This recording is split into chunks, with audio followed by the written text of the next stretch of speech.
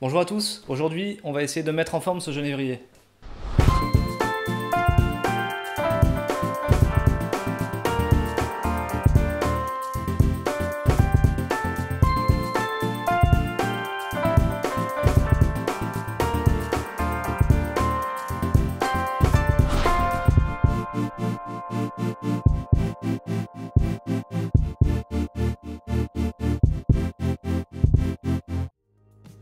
Alors pour la petite histoire, c'est un genévrier que j'ai acheté en jardinerie.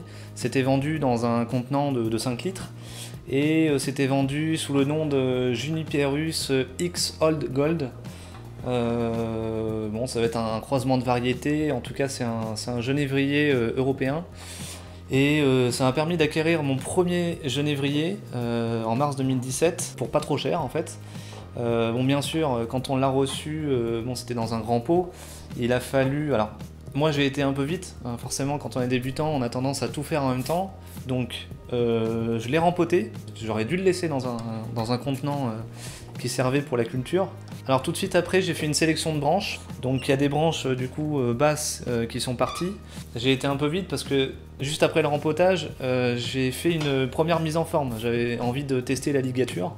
Donc forcément, bon, la plupart des branches ont survécu. Par contre, il y en a une qui n'a pas survécu, donc j'en ai profité pour faire un jean. Voilà, donc il s'est passé un an.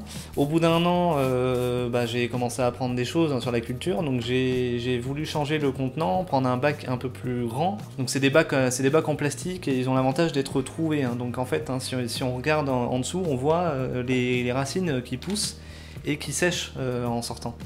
Donc ça permet en fait de vraiment de développer le racinaire. Voilà, pour le substrat, c'est un mélange de pumice, pouzzolane et akadama. Et je l'ai engraissé à l'engrais organique hein, pendant un an. Donc là, on arrive à la période hivernale et j'ai décidé de le mettre en forme. C'est une période idéale pour tout ce qui est conifères et notamment les genévriers. Ce qu'on va faire, c'est que je vais entièrement le ligaturer au fil de cuivre. Alors pour ça, j'ai plusieurs diamètres de fil. Hein.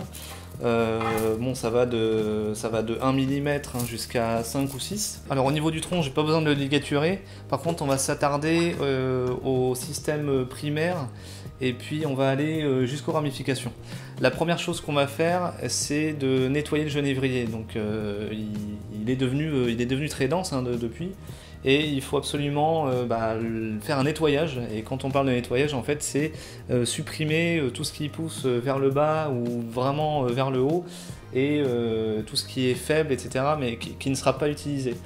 Ça permettra déjà d'y voir plus clair et de simplifier aussi la ligature, parce que du coup, on aura moins de choses à ligaturer. Au niveau de la face de l'arbre, alors il y a deux faces possibles. Hein. Il y a celle-ci et celle qui est à l'opposé. Hein. Moi, je serais plus pour la première. Alors l'avantage de cette face, c'est que le nébari est très large ici. On a une première branche qui va servir de sacheda, donc ce sera le mouvement, ça va donner le mouvement de l'arbre.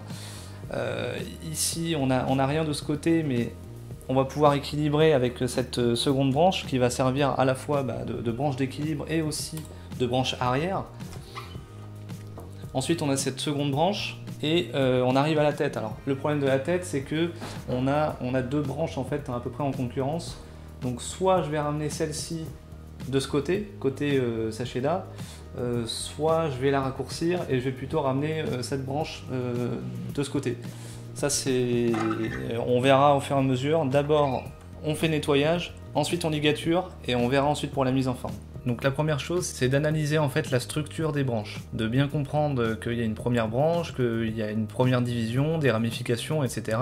Ce qu'il faut, c'est faire une sélection. On va éviter les ramifications à 3 branches. Donc quand il y a 3 branches au même endroit, on en supprime une. Tout ce qui monte vers le haut, vers le bas, par rapport au mouvement de la branche, on va avoir tendance aussi à le supprimer. Pour le feuillage, c'est la même chose. Tout ce qui monte vers le haut ou vers le bas, on va le supprimer. On va supprimer aussi tout ce qui est faible, ce qui est mort, et aussi tout ce qui a tendance à s'allonger, qui n'a pas une forme compacte. Il faut aussi supprimer tout ce qui est à la base des branches et entre les branches. Il faut qu'on puisse voir le dessin de la branche jusqu'au feuillage, qu'on ait en fait vraiment une branche simple avec une touffe au bout des branches. Le but, c'est vraiment d'aérer le système de branches pour qu'on puisse ligaturer facilement. Une fois que ce sera ligaturé, le le système de branches va prendre le soleil et ça va permettre de faire bourgeonner en arrière. Donc ça va se densifier au fur et à mesure. Donc pour densifier, il faut absolument partir d'un système simple et ensuite il va se complexifier naturellement.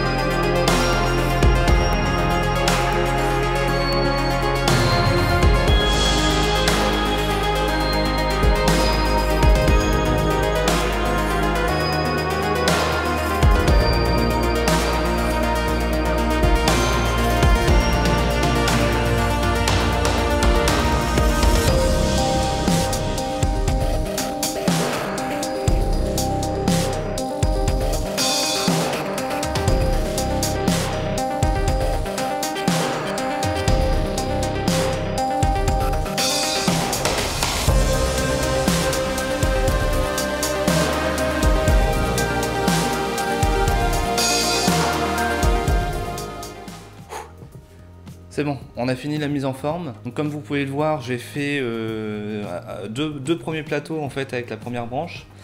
Ensuite on arrive à la seconde branche qui est une branche arrière en fait. Une seconde branche sur la droite. Un deuxième petit plateau et un plateau aussi arrière. Et ensuite on arrive à la tête.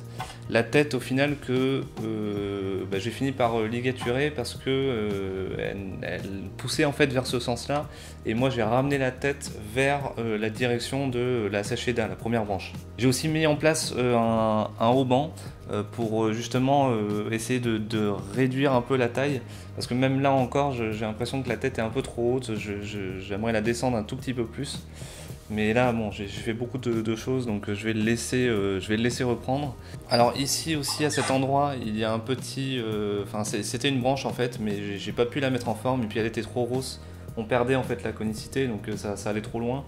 J'en ai fait un jean, donc j'ai fait une petite forme, et puis après quand on va déligaturer, je vais l'écorcer et puis on en fera un jean. Comme ça, ce sera voilà, un jean juste au-dessus du plateau. Je pense que ça peut être assez sympa. Donc il va repartir en culture sur les étagères. On le reverra peut-être dans un an et demi, pour voir un peu son évolution, pour constater un peu le bourgeonnement en arrière. Et puis normalement, ça va s'étoffer au fur et à mesure. De toute façon, cet arbre va continuer à évoluer, donc je ferai d'autres vidéos sur le suivi de cet arbre. Voilà, j'espère que la mise en forme vous aura plu. N'hésitez pas à mettre vos commentaires hein, si vous avez des suggestions ou des remarques. Et on se retrouve bientôt pour un prochain sujet.